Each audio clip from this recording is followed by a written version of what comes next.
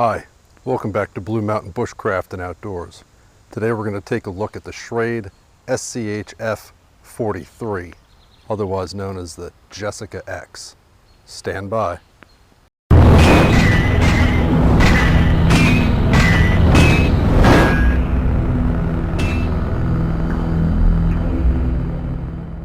Alright, so this is a pre-production version of the Schrade SCHF 43. Again, this is made by Schrade and designed by Chris Tanner from Prepared Mind 101. Now this is a Gauntlet review, so I am not the first person to review this. If you want to see up close and personal detailed specs on this thing, go to thegauntlet.tv. That's our website. You can click on the link for the Schrade SCHF 43 and see all of the reviews that have already been done and will continue to be done with this knife after I'm finished with it. So I'm going to tell you a little story before we start the review. It's kind of ironic that I'm standing here holding this knife, because the very first time that I saw this knife, well before I knew Chris Tanner or was part of the Gauntlet, or the Gauntlet was even a thing, when Chris posted a picture of this, I thought he had completely lost his mind. He was a mall ninja, and that this was the most ridiculous thing I'd ever seen in my life in the world of cutlery, and I promptly unsubscribed to his channel. Now, after a few days of thinking about it, I decided that was kind of a silly position to take, so I resubscribed, and well, here we are. Now I'm actually friends with Chris and part of the Gauntlet, and here I am holding what I thought was probably the most ridiculous knife I had ever seen. Now, while I still think this is kind of a strange looking knife, I will say that form follows function, and Chris designed this to do one task, and that was to chop wood and to split wood by batoning. So we're going to do some chopping and splitting with it today, but we're going to try some things that are probably a little bit outside of this knife's comfort zone. What I decided to do today was come down here to a local stream. We are going to cut our own fishing pole with some bamboo, fashion our own fishing pole, put it in the stream down here, see if we can't catch a fish, process the fish using this, make a small fire, and cook it up.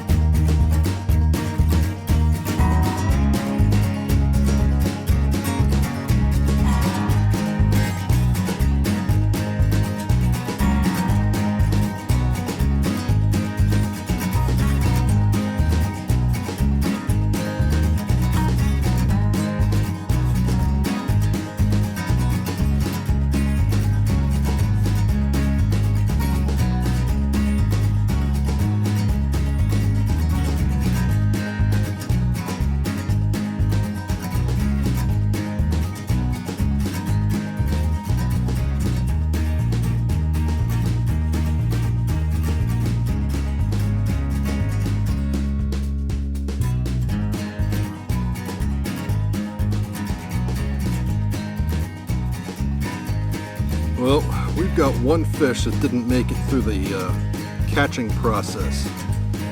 So while it's pretty small, let's see what we can do.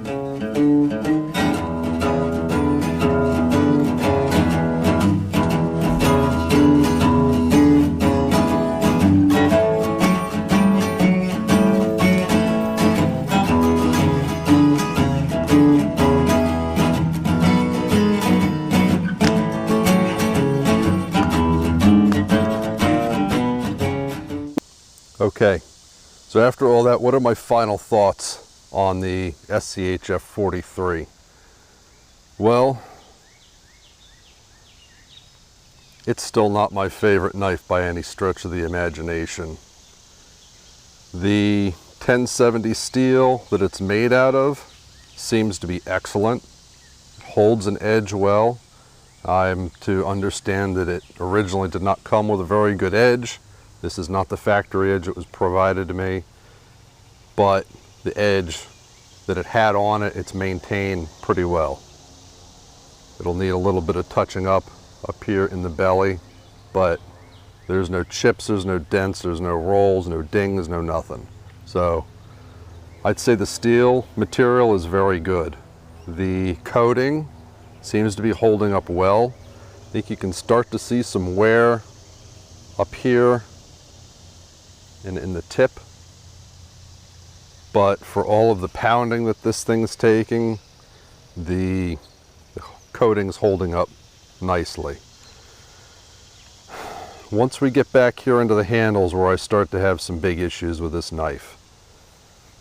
The overall curved geometry of this and kind of what set me off, in the story that I told in the beginning, running and screaming away from Chris's channel, really isn't all that much different than, say, a classic kukri. So this is a Condor heavy duty kukri, and as you can see, of course, these blades look completely different. Well, they are. Whereas the kukri gets its bend up here actually within the blade itself,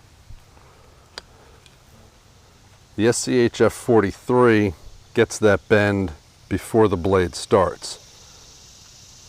But it's essentially doing the same thing, and that is sort of amplifying your chopping efficiency. So they kind of get to the same place just by using a little bit different methods. Being a fan of the kukri for many, many years, that's pretty much what brought me around to reconsidering this as an actual good working tool and not a Mall Ninja fantasy knife. Unfortunately for the SCHF 43, the devil is in the details. So as good as the steel is, and as well as it holds up and it chops very well and it splits very well, the interface, the handle, kills this knife for me. When I'm up here, I don't feel like I have good control of it. It's very broad in this direction and very thin in this direction, and it doesn't fill my hand properly, and I feel like I have to struggle to maintain a good grip to be able to control it. The TPE handle material helps because it's a little tacky, but it doesn't go far enough. This grip And Chris has already said that this grip is a kind of a last ditch kind of thing. I understand that. But they could clean this up. They could narrow this out, make this maybe a little deeper, perhaps put a slight dish up in here so that this just isn't so huge and blocky in your hand and makes it feel really uncontrollable and uncomfortable. For the small tasks where you're choked up in here, again, I have some handle issues. This is just too broad in here. This could really be done a whole lot better. But I found myself actually choking up to this point and working this tip to gut that fish. Now, is this thing designed for gutting fish?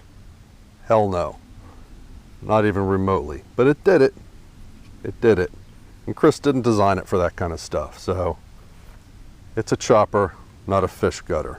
Surprise, surprise. The spine's a nice and sharp 90 degrees. Feels like it could be a little sharper, but you know, it does the job really well on all my ferro rods. So while I don't get that super sharp feel to it, it's doing the work. My only issue with it is I have a tendency to like to put the rod down in the fire or in the tinder bundle and push down. And this blade being so huge kind of gets in the way. If I was using one of those great big 6-inch rods, it might not be so much of an issue, but I tend to gravitate towards the light my fire rods, which, you know, aren't super long. This rear grip is where this knife really shines. And this is what Chris designed it to do, was to chop and to split. And back here, the grip actually feels pretty good. It's very secure because of this hook. I can really get a lot of speed on that tip, and this thing chops like a beast. It really chops well. But this same hook here that makes it so secure in the hand kills my pinky. I'm not sure if that's going to show up well or not, but I have got a massive blister from this abrading my pinky finger. I know some of the Gauntlet members have not had much of an issue with the grip. Others have. For me, this does not work well. I have large to medium size hands. It depends on the glove size, but I tend towards large. Sometimes I can fit into a big medium. The grip just doesn't fit, and for that reason, for me, for somebody who has hands like me, I can't really recommend the knife. The design has a lot of merit to it. I think as a brush clearing device, as a light woodworking device, it'd be pretty good if this grip works for you. Alright guys, don't forget, hit like, share, and subscribe. Leave comments down below. I love to read your comments. I try and answer each and every one of them. Again, if you want to get a little bit more in depth with your commenting, come over to my Facebook group, Blue Mountain Bushcraft and Outdoors. Link will be down below. Send me a join request, we'll get you hooked up pretty quick. To follow this knife or any other knives or products that we have running through the Gauntlet, make sure you log on to www.thegauntlet.tv. You can follow a product through very easily from channel to channel. Alright guys, thanks for watching. Stay tuned. We'll see you for the next video. Take care.